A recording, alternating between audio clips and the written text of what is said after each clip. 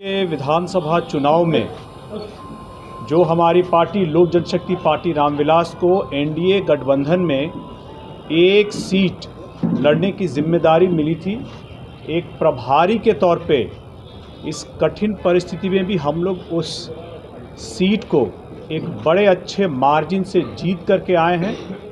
और वहाँ जीत हासिल करने के बाद हम लोगों ने क्या क्या चुनाव के मद्देनज़र वहाँ रणनीतियाँ तय की थी, हम लोगों ने किस तरह से कार्यक्रम को किया था और चुनाव लड़ने के लिए जो भी नीतियाँ तय की गई थी उसकी जो सफलता हुई है, उसके मद्देनज़र हमारे राष्ट्रीय अध्यक्ष और केंद्रीय मंत्री श्री चिराग पासवान जी ने बिहार में भी आने वाले विधानसभा चुनाव 2025 के मद्देनज़र यहाँ का प्रभार सौंपा है, संगठन और चुनाव दोनों को लेकर के। मेरे साथ सह-प्रभारी चुनाव राजेश वर्मा जी हैं और सह-प्रभारी संगठन कुमार सौरभ सिंह जी हैं। दोनों के अलग अलग दायित्व संगठन को लेकर के और चुनाव को लेकर के राष्ट्रीय अध्यक्ष जी ने तय कर दी है। अब आने वाले समय में हम लोग जो भी बिहार विधानसभा चुनाव के मद्देनज़र हर ज़िले में प्रवास करेंगे और हर प्रवास के दौरान हर ज़िले इकाई उनके प्रकोष्ठ की समीक्षा होगी और जहां जो भी त्रुटियां होंगी, कमी होगी, उसको पूरा करने की जिम्मेदारी पूरी हमारी टीम की होगी और ख़ास करके कुमार सौरभ सिंह जी की होगी। ऐसे में हम किस किस विधानसभा में चुनावी अपनी तैयारी करेंगे और हमारे कौन संभावित प्रस्तावित उम्मीदवार हो सकते हैं, उनको भी चिन्हित करने का जो प्रभार है, जो जिम्मेदारी है, वो राजेश वर्मा जी को दी गई है। और इसको लेकर के अंत में जो फैसला होगा, हम लोग सामूहिक रूप से हमारी प्रभार की टीम उस फैसले को अपने राष्ट्रीय अध्यक्ष जी को रिकमेंड करेगी और अंतिम निर्णय इसमें हमारे राष्ट्रीय अध्यक्ष श्री चिराग पासवान जी का होगा। इस यहाँ की चुनाव को लेकर के हमारी बैठकें शुरू हो गई है, तैयारियां शुरू हो गई है। आने वाले समय में अलग अलग जो कार्यक्रम लगेंगे, हमारी प्रभार की टीम की और हमारे राष्ट्रीय अध्यक्ष जी की, इसकी समय समय पर आपको भी जानकारी दी जाएगी और आप लोगों से निवेदन रहेगा कि आप लोग उस कार्यक्रम को कवर करने अवश्य आएँ। अब आप लोगों के जो सवाल हैं आप मुझसे पूछिए। जो गया में जश्न के दौरान जो विवाद हुआ, कौन जिम्मेवार? देखिए, आप सही कह रहे हैं।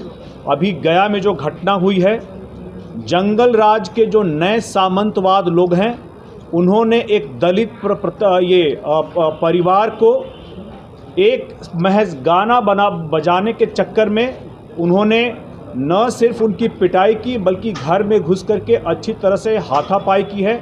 अभी सभी लोग उपचार में हैं। हमारी पार्टी से संजय पासवान जी, जो हमारे प्रधान महासचिव हैं, उनके नेतृत्व में एक कमेटी गई हुई है इस घटना की संज्ञान लेने के लिए और इसके बाद उन सभी लोगों से मिल करके बात करके जो वो रिपोर्ट सौंपेंगे, उसके बेसिस पे हम लोग चाहेंगे कि तुरंत उस पर कानूनी कार्रवाई हो और जो भी लोग इसके लिए जिम्मेदार हैं उनको और उन पे उचित कानूनी कार्रवाई पुलिस करे। इसके लिए हम लोग आज शाम तक, जब हमारी टीम आ जाएगी, हम लोग कल से इस पे लग जाएंगे। भारती जी, तेजस्वी यादव ने आरक्षण को लेकर विधानसभा में अभी कहा है कि 65% आरक्षण, नीतीश कुमार उस समय साथ थे, आज ये पूरा हंगामा हुआ है सदन में, क्या कहेंगे आरक्षण को लेकर, क्या कहेंगे जो तेजस्वी यादव की मांग है? देखिए, अभी तेजस्वी यादव जी ने क्या कहा है सदन में प्रतिपक्ष नेता के तौर पे, सबसे पहले तो खुशी की बात यह है कि प्रतिपक्ष के नेता सदन में मौजूद हैं और जनता की आवाज़ को रख रहे हैं।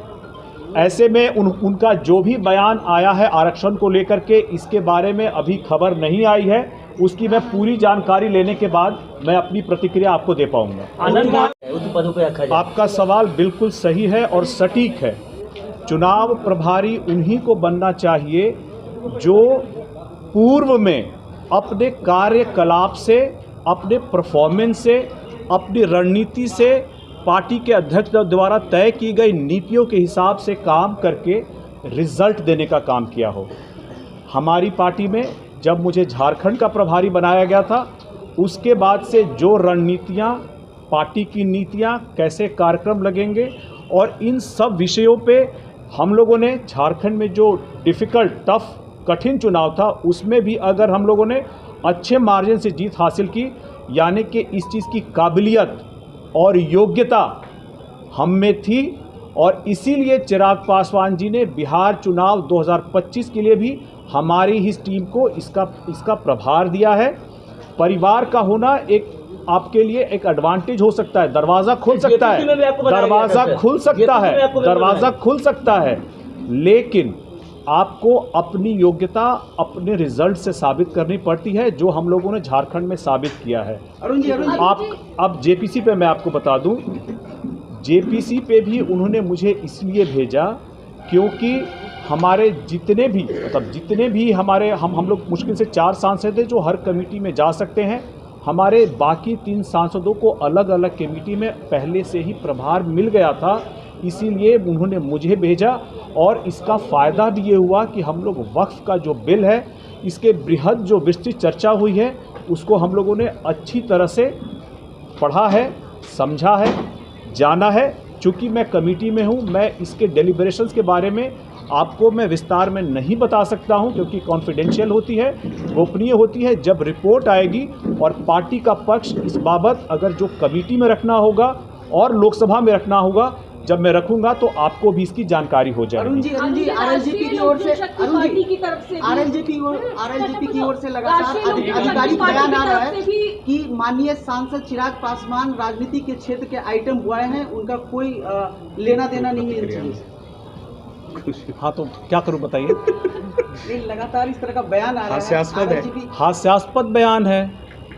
मतलब उनके इस बयान पे हमारी कोई प्रतिक्रिया है। सीटें हम कितनी तैयारी कर रहे, कितने सीटों पे हमारी तैयारी रहेगी, ये बातें हम लोग, हमारा इंटरनल रहेगा। फिलहाल हमारी तैयारी रहेगी, लेकिन जब तक गठबंधन में सीटों का बंटवारा नहीं हो जाएगा, आपस में बातचीत करके तय नहीं हो जाएगा, जब ये तय होगा तो आपको इसकी जानकारी दे दी जाएगी। आनंद मोहन ने सवाल उठाया, होते कौन है सवाल उठाने वाली, न वो किसी दल में है, न गठबंधन के दल में है। ऐसे लोगों के सवालों का जवाब हम लोग नहीं देंगे। मेरे ख्याल से प्रवक्ता हमारे सौरभ सिंह जी ने जवाब दे दिया है, इसके आगे हम लोग को कुछ नहीं कहना है। गंभीर सवाल उन्होंने उठाया है। कोई गंभीर सवाल नहीं है। गंभीर सवाल क्या है इसमें? न वो दल के हैं। एक हर आदमी जो एक सवाल करेगा हमारे राष्ट्रीय अध्यक्ष पे, उसका जवाब देना हमारी तरफ से जरूरी नहीं, औचित्य नहीं बनता। आखिर उन्होंने ऐसा कहा क्यों? मुझे नहीं पता क्यों कहा है, वो उन्हीं से आप जाके पूछेगा। इस पे हमारी तरफ से प्रतिक्रिया आपको दे दी गई है। अरुण जी, परिवारवाद पे हमेशा से सवाल खड़ा होता रहा है, नहीं सवाल खड़े कर रहे हैं। मुझे लगता है कि इस बात का प्रमाण हमारे नेता को या हम लोगों को किसी भी व्यक्ति को देने की आवश्यकता नहीं है। जब खुद हमारे नेता जो भी ये बात कह रहे हैं, हमारे नेता एनडीए में है कि नहीं है, वो प्रधानमंत्री जी भी जानते हैं, वो उपेंद्र कुशवाहा जी भी जानते हैं, वो माननीय मुख्यमंत्री नीतीश कुमार जी भी जानते हैं, वो जीतन राम मांझी जी भी जानते हैं, तो उपेंद्र कुशवाहा जी भी जानते हैं। तो सारे जो एनडीए घटक दल के लोग हैं वो जानते हैं कि हमारे नेता एनडीए में है कि नहीं। तो किसी दूसरे को इसका प्रमाण देने की हम लोग को आवश्यकता नहीं है। करे जनसुराज से जो प्रत्याशी थे, पासवान समाज से आते हैं, उसको इतना ज़्यादा वोट क्यों आ गया और चिराग पासवान वहाँ क्यों नहीं गए इंडिया के पक्ष में प्रचार प्रसार करने? नहीं गए, उसके बाद वोट अगर ज़्यादा आ गया तो इसमें चिराग पासवान जी की क्या गलती है?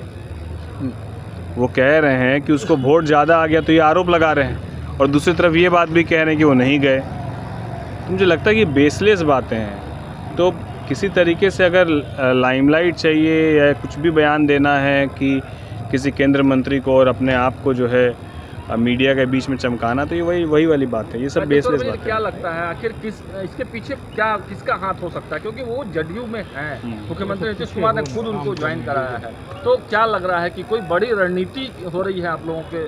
नहीं, कोई रणनीति नहीं है, और किसी व्यक्ति के बोलने पर पूरी पार्टी बोल रही है, ऐसी बात नहीं है। वो उनका अपना व्यक्तिगत, अपना जो भी उनकी बयानबाजी है उनकी व्यक्तिगत, इस पर पूरे पार्टी उसको लेकर बयान दे रही है, ऐसा कुछ नहीं है। और मुझे लगता है कि हर व्यक्ति के बयान पर जवाब देना बहुत उचित है नहीं, और वो भी वो जवाब देना जिसका कोई आधार ही नहीं। उनको पूछिए ना कि क्या आधार है, बिना किसी आधार की कोई बात। राजा शर्मा जी, लोजपा रामविलास के लोग हमेशा बागी तो हो रहे हैं ना। आपने देखा कि पूर्णिया में भी बागी हो गए, लोजपा रामविलास के ही प्रत्याशी थे। फिर अभी जो तिरहुत का स्नातक क्षेत्र का चुनाव हो रहा है वहाँ भी बागी हो गए। पहले चिराग पासवान खुद बागी थे, तो हमेशा बागी आप ही के पार्टी से क्यों? नहीं, ये बागी नहीं हुए, क्योंकि उनको विधानसभा चुनाव लड़ना था और विधानसभा चुनाव लड़ने के लिए हम लोग एनडीए घटक दल के जब साथ हैं तो एनडीए घटक दल का सम्मान रखते हुए हमारा प्रत्याशी उसके खिलाफ में कैसे चुनाव लड़ सकता है? फिर आप एनडीए घटक दल की मर्यादा का उल्लंघन करते हैं। तो इसलिए हमारे नेता ने कहा कि भैया एनडीए घटक दल में रहते हुए किसी भी सूरत में हम लोग एनडीए के खिलाफ में नहीं जाएंगे। तो वो पार्टी छोड़ गए और वो अपना इंडिपेंडेंट चुनाव लड़े।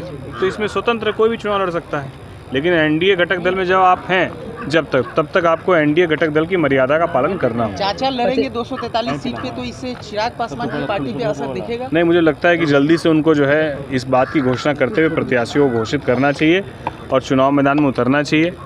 विलम्ब नहीं करना चाहिए। बहुत दिन से सुन रहा हूँ लेकिन परिणाम धरती पर उतरता हुआ नज़र नहीं आ रहा है। इसको जल्दी करें।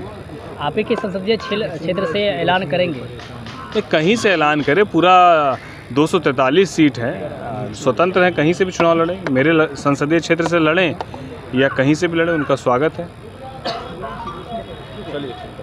Thank you sir.